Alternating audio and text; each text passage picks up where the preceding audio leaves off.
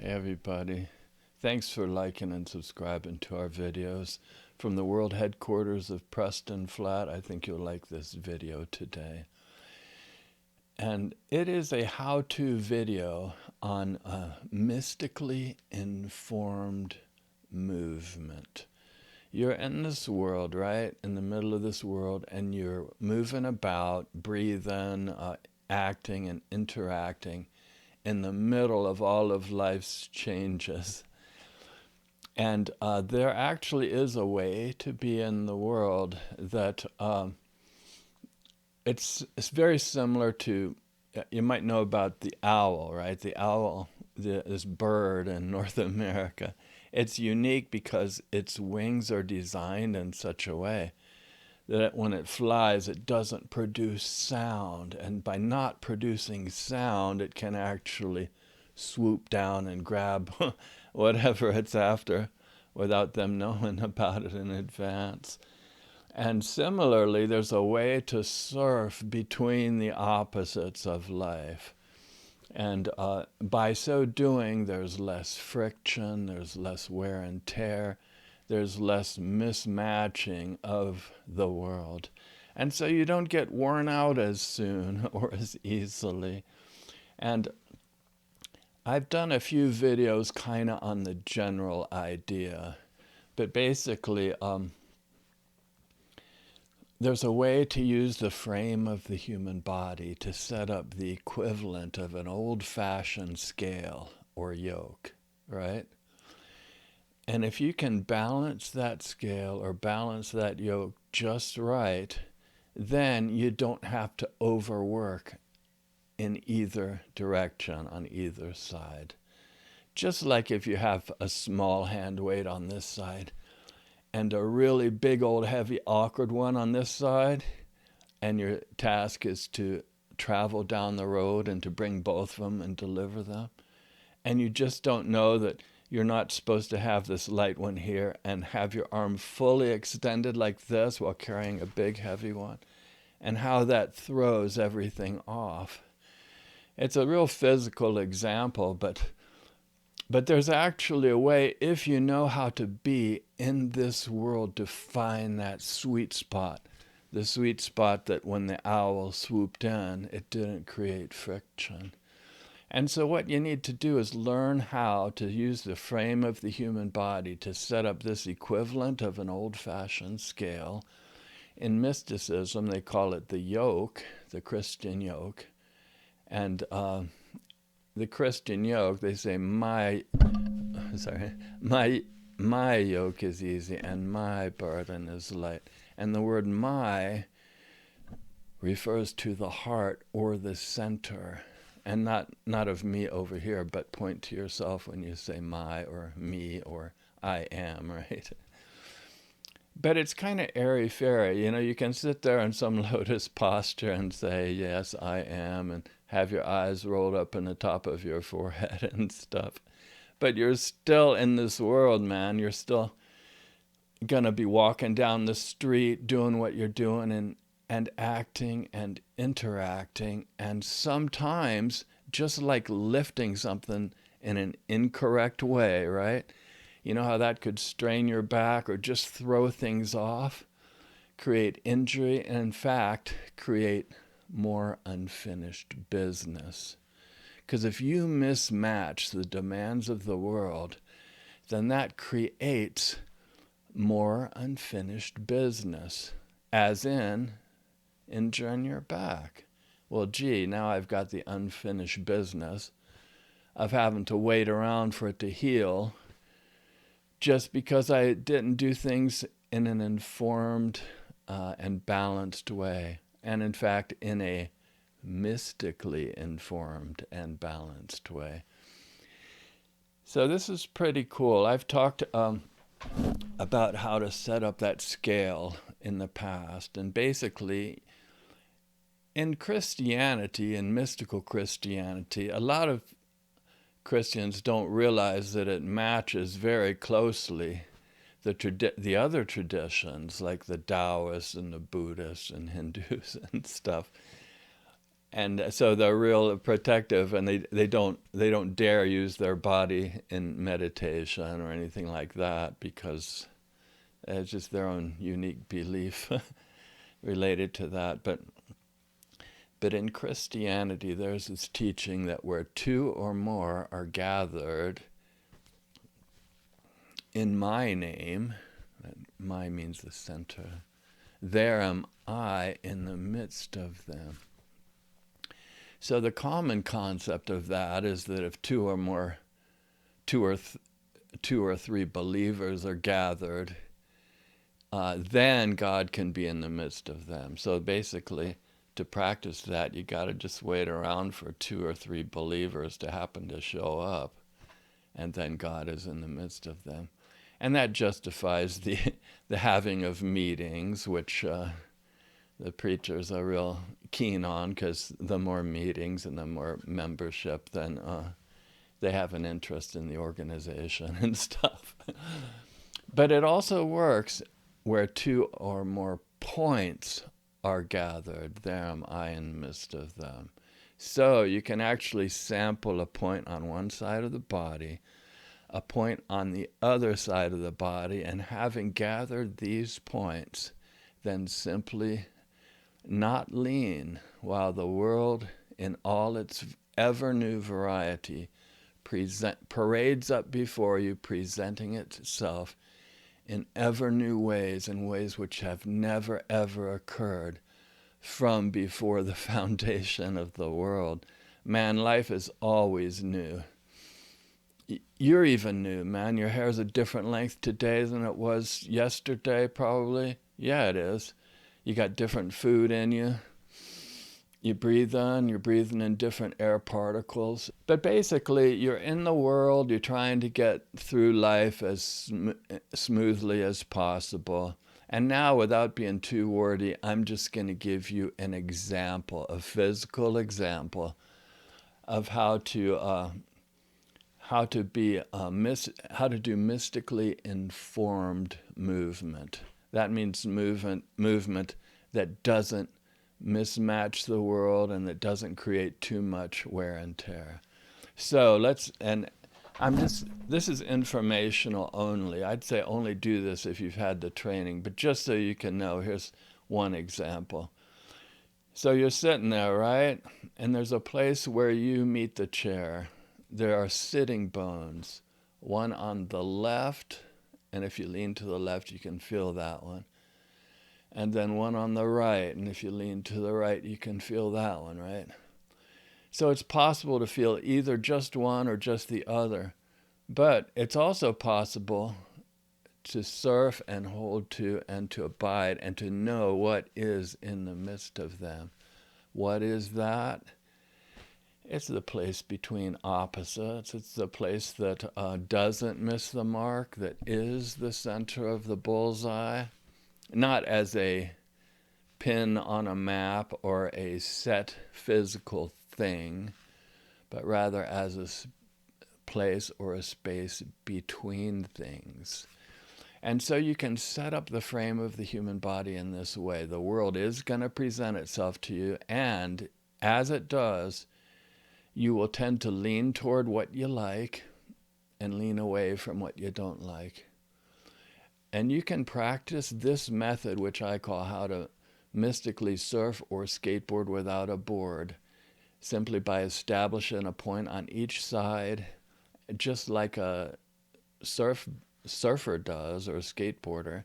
They have a place for one foot, a place for the other, and then they sink their center of gravity down between their feet, right?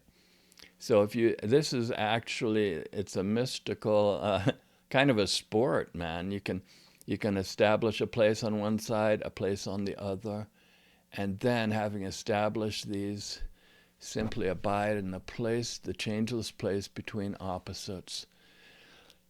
And as the world changes, simply don't lean.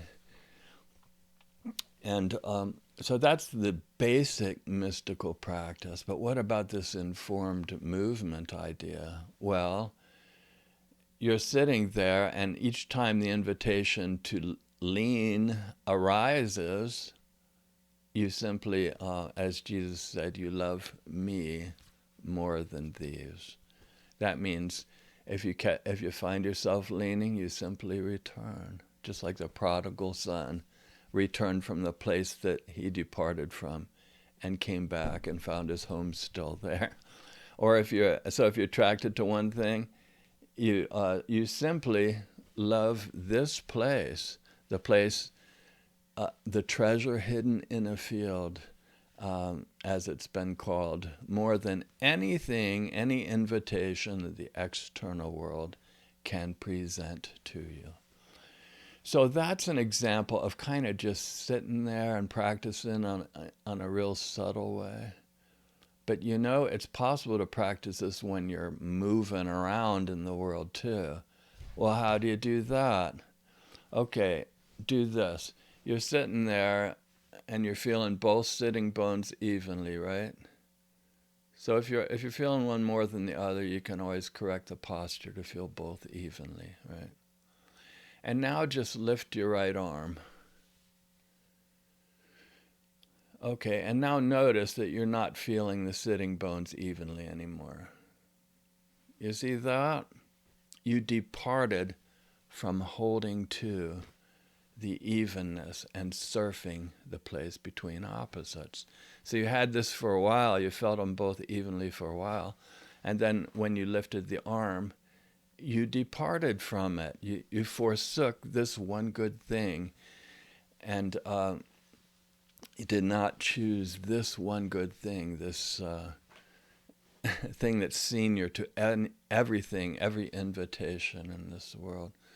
So the way to do informed movement, and I'll tell you why it's informed movement, because if you try to surf this place between opposites by feeling both sitting bones evenly, the very instant that you go off track, you can sense it.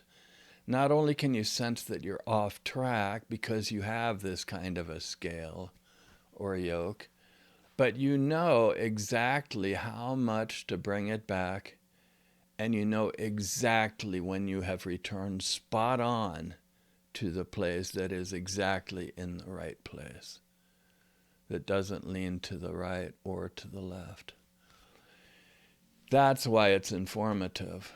But in addition to this, if you're going to be moving in the world, acting and reacting and responding to the many changes of life, you're not going to just sit there the whole time. You get what I'm saying? You want to be able to practice this because it is like a sport. But you want to be able to practice it in all your interactions. That when you walk down the street, you're practicing it. And this is a way to be in the right place at the right time.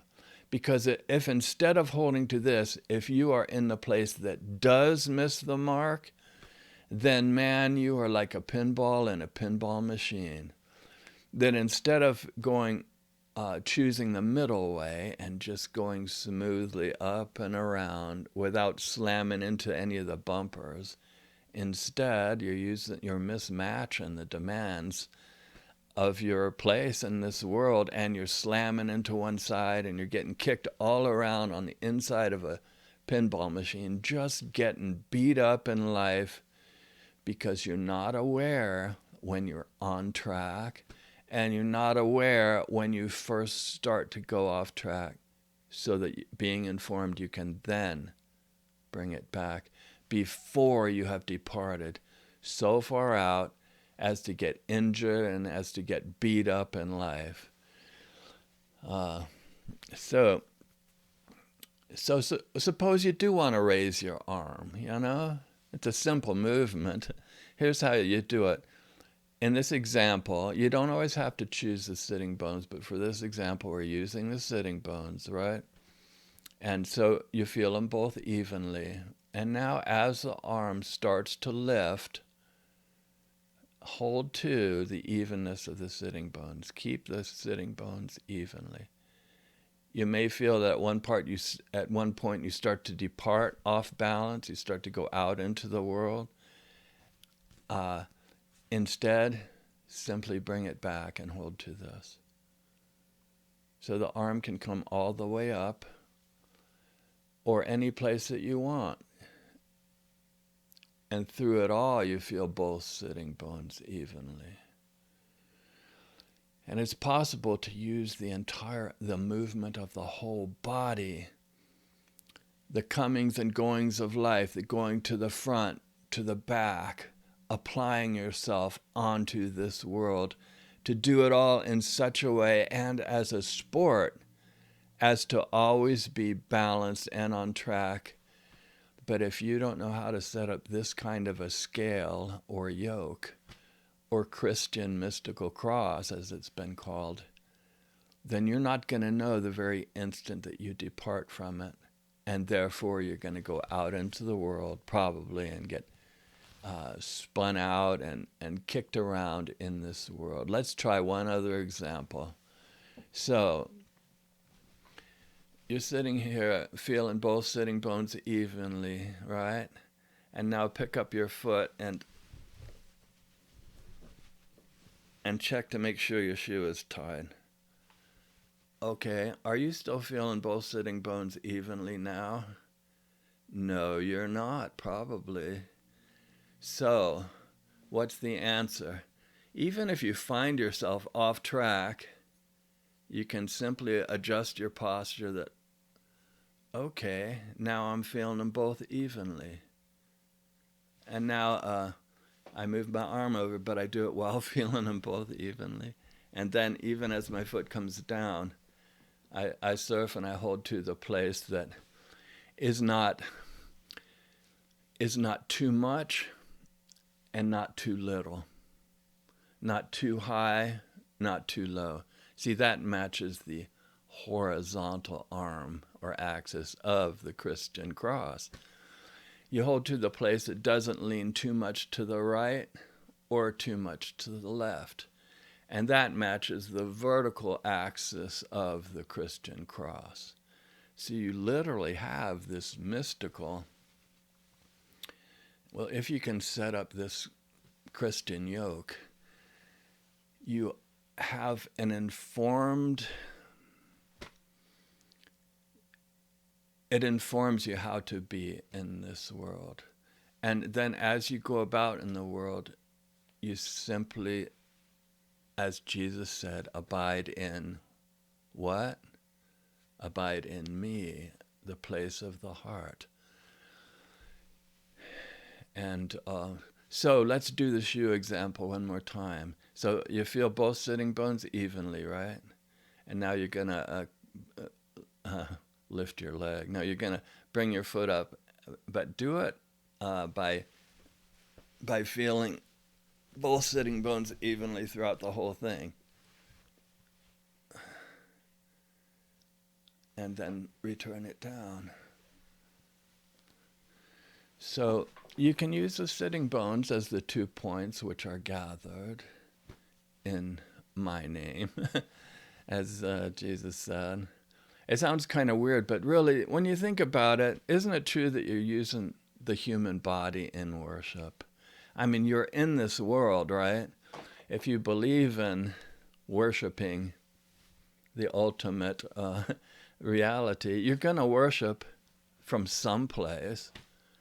You're going to worship from where you are in the frame of the human body, right? And devotion, what's devotion? Devotion is holding to one thing. Like if God, like for example, if God was right there and you wanted to put all your attention steadily upon God, that's devotion. What's non-devotion? Non-devotion is maybe having it there for a second and then being distracted because you need to go get some chips from the pantry, and then you forgot the chocolate milk, so you'll go there, and your mind is just skipping and moving from one thing to another. And then you think, oh yeah, it was Sunday today. I was going to try to be devoted to God.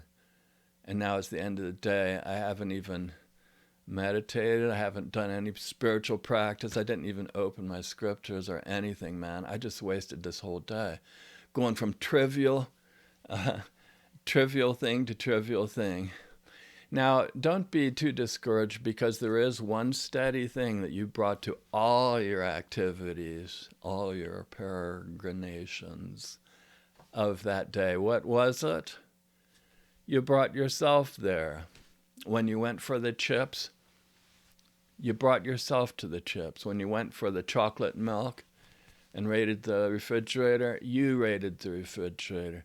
So there's a steadiness in the fact that you are there experiencing it all changelessly. It's just that there's an interface. You find yourself in creation. You have a chance to use this body and to apply it into the world in a lot of different ways.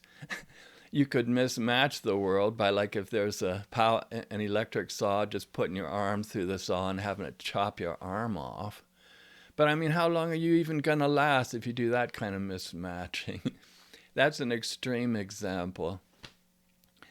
But you can really get it so refined that in Christianity they have something called not missing the mark. You know, missing the mark is they call it sin in archery. It's actually an archery term, the word sin. That means if you shoot toward the bullseye and you hit off to the side, well, then you miss the mark and you get a lesser result. But if you hit the bullseye, if you hit the intended place, then what?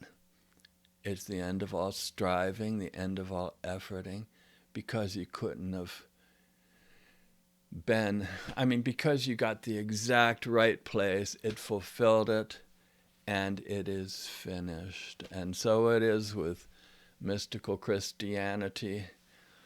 There's a place between opposites. If we take this example, the place between right and left, how straight and how narrow is this place? It is so straight and so narrow, and yet Jesus said, few there be that find it. But he also said, enter in at the straight gate, right? How in the flippin' heck are you going to enter into this place if you can't hold to it? It's like the idea of being devoted to God that I used, or to anything that I used earlier. How can you hold to this so as to enter in if you're just going to go for the chips and the chocolate milk and be just kicked around, driven by every wind of doctrine? And man, you're going to be so unsteady in life. So you need to find steadiness. And that's what devotion is, man. Devotion is, you have the ideal, and then you want to hold to that. And that's why there's that scripture that says, lovest thou me more than these? There's kind of some locationality to it, in the sense that Jesus said, it's some people will say it's low here or low there. But it's not, you know. Instead, the kingdom of God is within you. So in mystical Christianity, that's the practice. Jesus said, take up your thought. Take up your cross and follow me. What cross? The mystical cross. It's just as simple as can be, but you have to know how to use the frame of the human body in this way to set up an actual yoke, and having set up this yoke, to know how not to lean.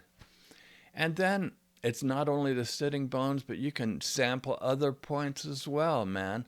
Like suppose you want to walk down the street. It might not be that easy to feel the sitting bones evenly when you're walking, right? So you can sample, like here. These are really great points that I love to sample. You can sample K27 and still move about in the world. But man, this is another really super cool thing. You can actually use the segments of the fingers as if they are rosary beads or prayer beads. And you can hold a landmark on one side and hold a landmark on the other, and while holding them, abide unchanged in the middle, in the place of the heart. You say a prayer, then you change the one side.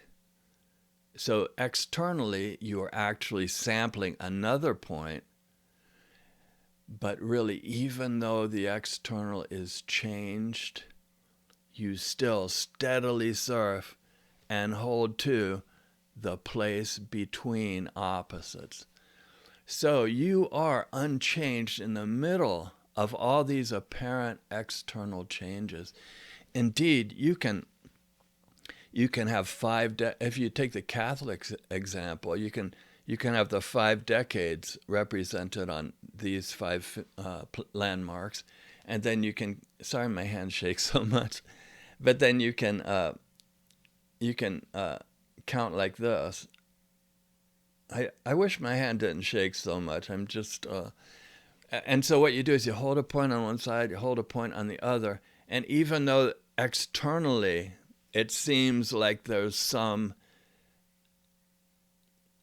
lack of symmetry, but no, man, in the middle of all, even apparent asymmetries, in the middle of it, there's still that middle place that you hold to changelessly, no matter what the apparent external changes of your own posture even. And you can use that clue to move and to walk through life while holding changelessly to the place that does not miss the mark, the place of the heart. And that's the essence of mystical Christianity. You can use the frame of the human body to set up a yoke, to set up an old-fashioned scale, to set up the mystical cross. And then in the middle of all of life, as a sport, hold to and serve and abide in the changeless place, not just when you're sitting still, but even when you're moving about in the world, man. So if you want to learn more about that, I think I'm going to do a few more videos on how to put the mind on a place. You know, like suppose you want to put your mind on one landmark on the body, but somehow your mind doesn't stay steadily there, or it doesn't have